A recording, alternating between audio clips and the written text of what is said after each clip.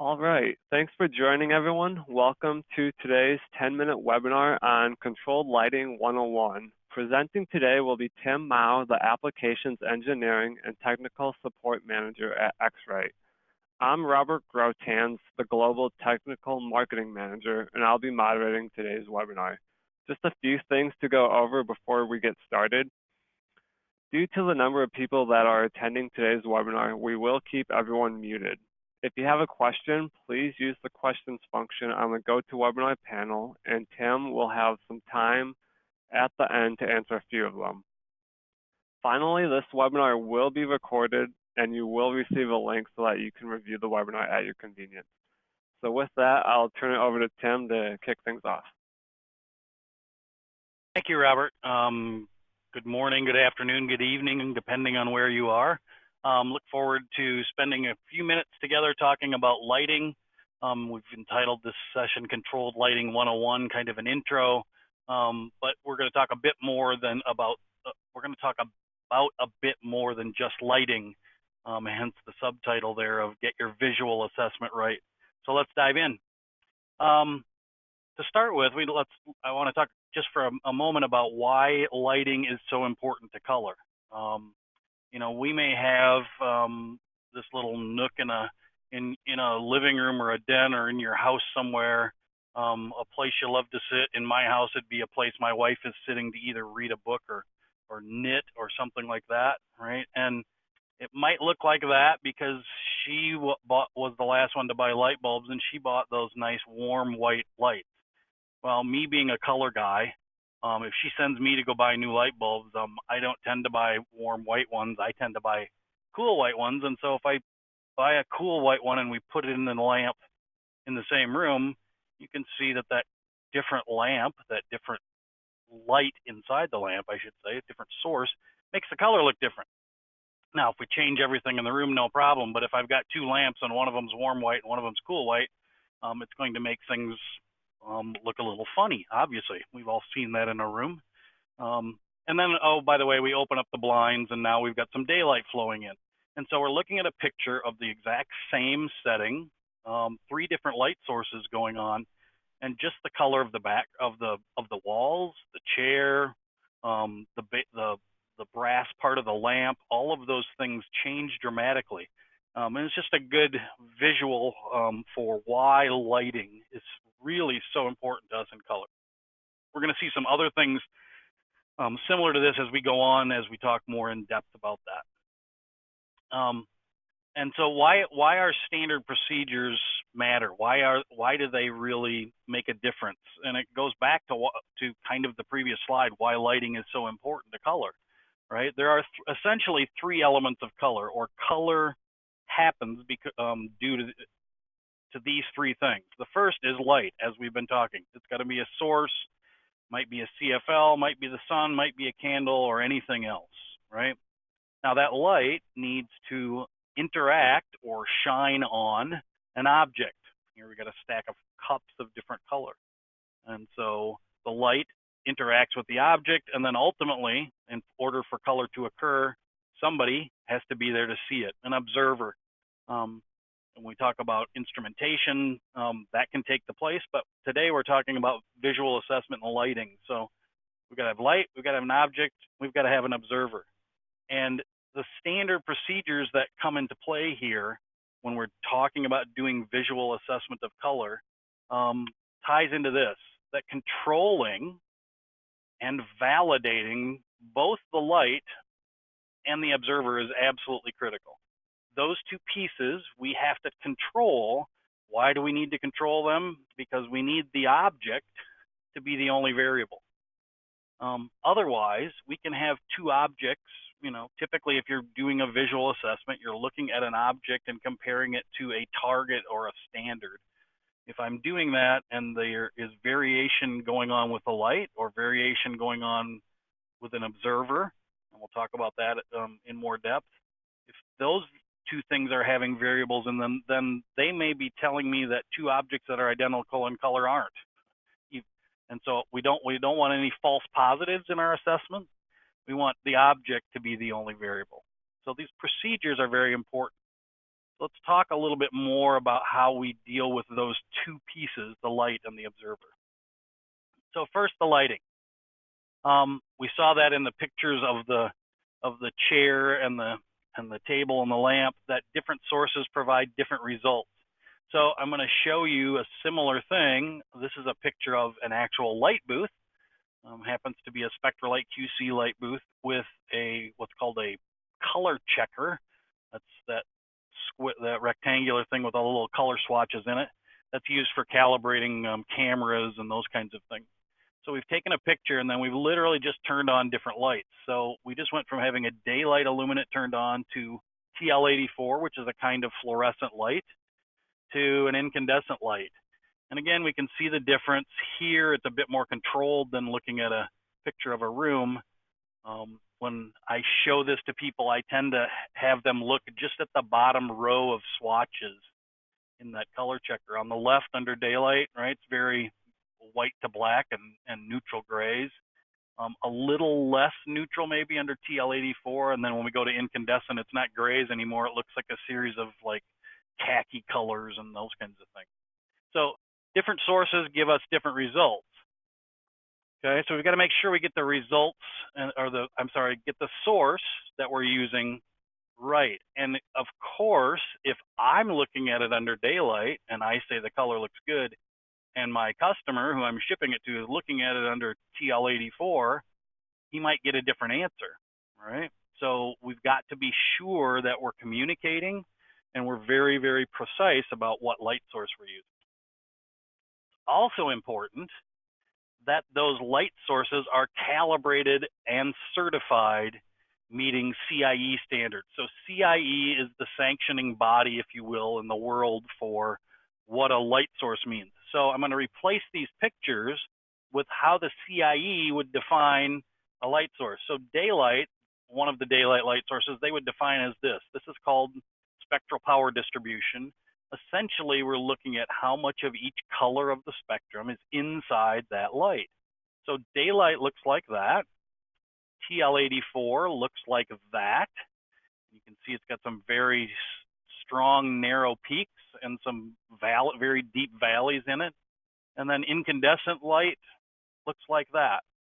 And so it's very obvious why things might look different under different light sources when they have different amounts of the colors in them.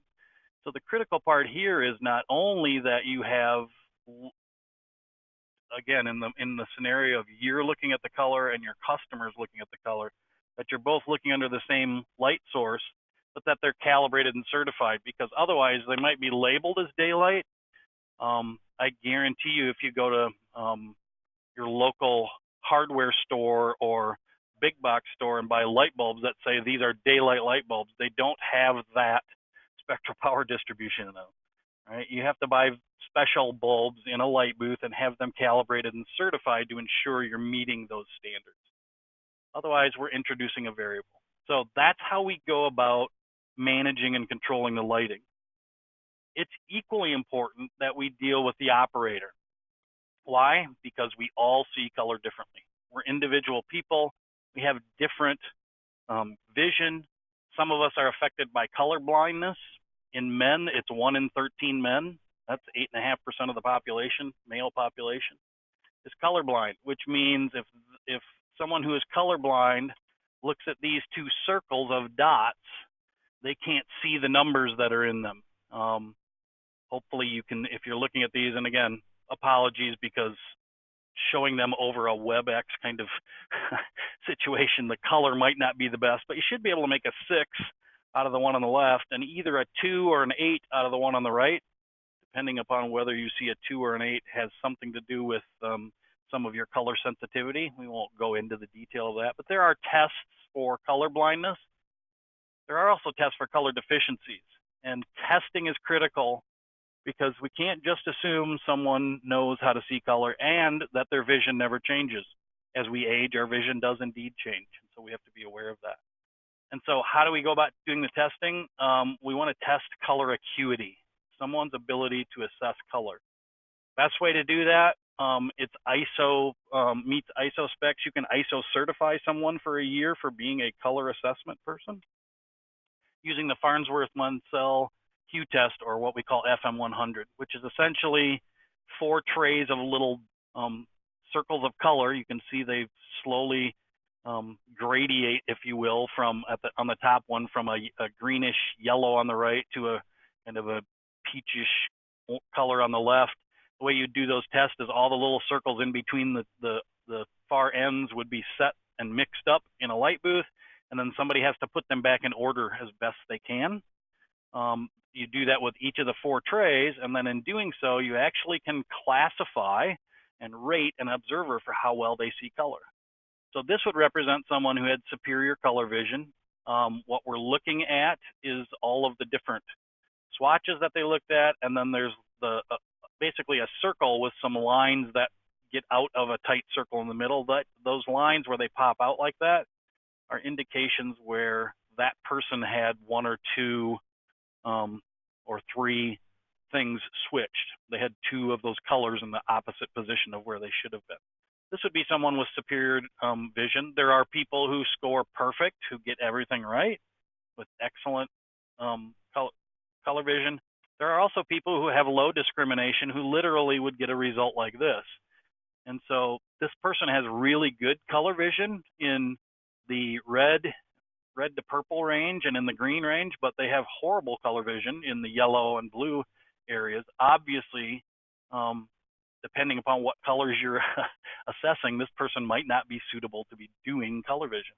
But again, this ability to do a test, it's got software that comes with where you can test someone, validate that they see color well, or you know, there are many companies out there who do this kind of routine testing on a yearly basis, print out a certificate, all this kind of stuff. Anyway, enough about the product. It's about being able to know that the operator can see color properly.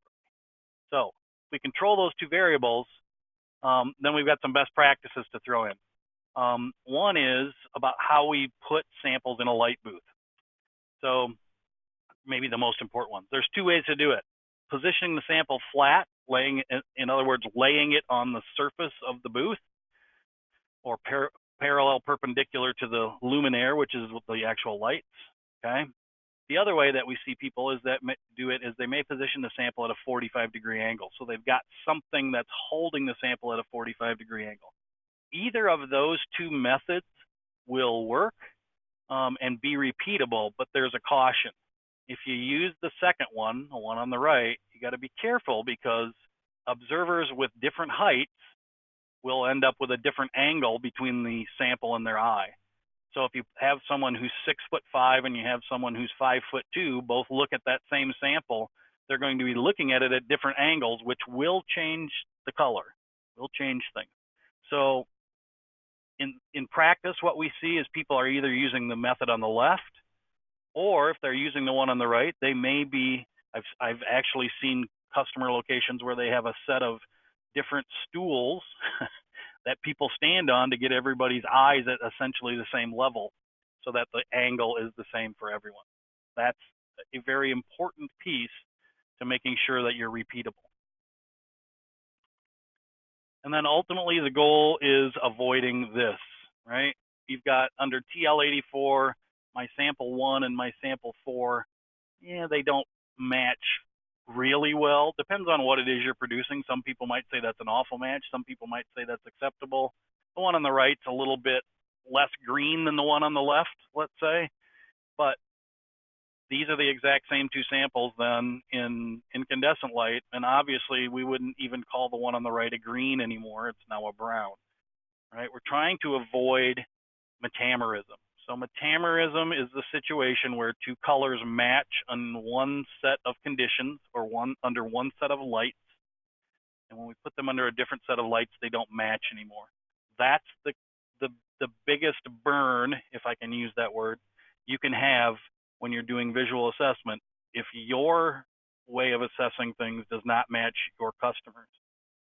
And it's really, really easy and very, very common for people, wherever they are, when they have a color standard and a color sample, to look at them under whatever light they're sitting in their office, in a production facility, whatever. And if that light's not controlled, then that assessment is not valid and may lead you to a situation like this that we're trying to avoid. All right, we actually went over a couple of minutes of trying to hit our 10-minute window. So we are ready to answer any questions that you may have about this. Be more than happy to answer any questions. I've got one that I'll address right off the bat, and if as I'm talking you come up with others, please feel free to submit them. Question was, what about a light room, not a light booth? So essentially, the way lighting works is it can be a booth. We have them of various sizes. They're available to, for smaller sizes that would fit in an office, or a smaller lab, larger sizes. But there's also the ability to take the top portion of that booth, what we call the luminaire, and hang it in a room, right? Maybe you have very, very large things that you need to assess color for. So that can be done quite easily. The luminaires can be hung. We actually would give you a recommendation of what color to paint things, because you want everything to be neutral and a nice solid, what's called Munsell N7, neutral gray, so that it doesn't affect your color vision. So that's easily doable to fit whatever size samples you may need to be assessing. One other question I see here, what about viewing the sample straight up and down and not at an angle? That's a problem relative to the way that the light is hanging. If we're talking about in a booth, obviously the light is perpendicular or shining straight down onto the bottom of the table, if you will, shining onto the table, or the work surface. If I stand my sample up, I'm going to see a lot of gloss, for one thing, because the light's coming straight down and essentially running perpendicular to the sample instead of actually shining on the sample. So we would not recommend that be used as a method. Now, there are reasons to put a sample in a light booth, look at it one way, and then tip it, right, at different angles. For example, if what you're assessing is a metallic kind of color that changes color as you use, as the color changes based on viewing angle. So like metallic finish like you'd see in your car, it may change as you move from one angle to the next, right? That is a reason to want to look at it at different angles. For the most part, we want to maintain one. And then one last question, someone asked whether or not we have stands for the light booth for a 45-degree angle. We don't. Typically what we recommend is, it's something that's pretty simple to get, your maintenance people or engineering people to provide for you. The reason we don't do them is because there are very different needs depending upon what kind of samples you're putting into the booth, to try and put them at a 45. Another way that people address that is if they don't use a booth and they're using a light room, they might actually have the work surface in the room at a 45-degree angle. They might hang the lights at an angle rather than flat. So you get a lot more flexibility once you expand to that. So lots and lots of ways for us to use light. I'm not able to get to every question because I'm getting lots of good ones. I do promise you that I will reach out to anybody whose question I didn't answer, and we will get back to you via email and give you a response. One last comment, just because I saw a question pop up. I didn't even read the whole question, but I just saw LED. Yes, the world is moving to LED lights. The CIE has defined LED illuminance or spectral power distribution, and we do have an LED light kit to allow you to put certifiable CIE meeting LED lights into a booth. The scary part there is that, of course, the LED lights you go buy somewhere to put in a room wildly vary all over the place, and so that's a caution. There's like 20 LED light illuminants defined by CIE, but we do have the ability to include LED. So with that, as I said, I will reach out to anybody who left a question and make sure that we give you a full answer. Thank you all for joining us today. And as Robert mentioned, you'll get an email with a link to the recording of this webinar.